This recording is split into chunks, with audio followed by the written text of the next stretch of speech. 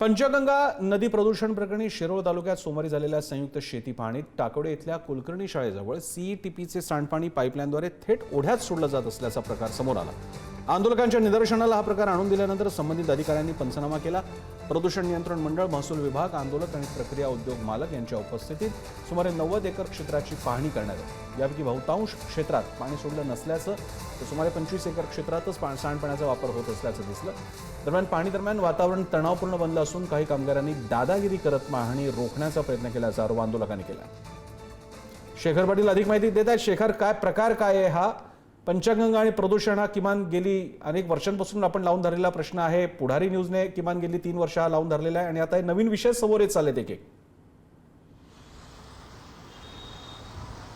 प्रसन्न sir बरोबर आहे। काल ही घटना जी आहे ती घडलेली आहे आणि अर्थात जे सांडपाणीवरती प्रक्रिया केली जाते ती प्रक्रिया केलेलं पाणी कुठल्या शेतामध्ये सोडलं गेले हे तेव्हा विचारल्यानंतर ते पाहिल्यानंतर त्या ठिकाणी केवळ 20 एकर क्षेत्रामध्ये हे सोडलंय असं काही जणांचं उत्तर आलं। मात्र सांडपाण्यावरती प्रक्रिया केलेलं पाणी जे आहे ते नदीमध्ये न सोडता त्याच्यावर प्रक्रिया करून ते शेतीसाठी वापरण्यासंदर्भातला निर्णय झाला होता आणि त्या संदर्भातले हे सगळं घडामोडी होत्या आणि त्याच दरम्यानचा हा राडा आहे। खरं तर हा विषय आपण बाजूला ठेवूया, मात्र पंचगंगा नदीचा प्रदूषणाचा जो मुद्दा आहे गेल्या अनेक वर्षांपासून आपण जो म्हणतोय सातत्यानं आवाज उठवतोय, मात्र त्या पंचगंगेसाठी भरीव कुठलाही ठोस निधी आतापर्यंत या दुरुस्तीसाठी मिळाला असं या ठिकाणी पाहायला मिळत नाही।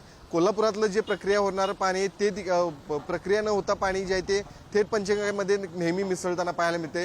कारखान्यांचं पाणी देखील या पंचगंगा नदीमध्ये मिसळताना पाहायला मिळते।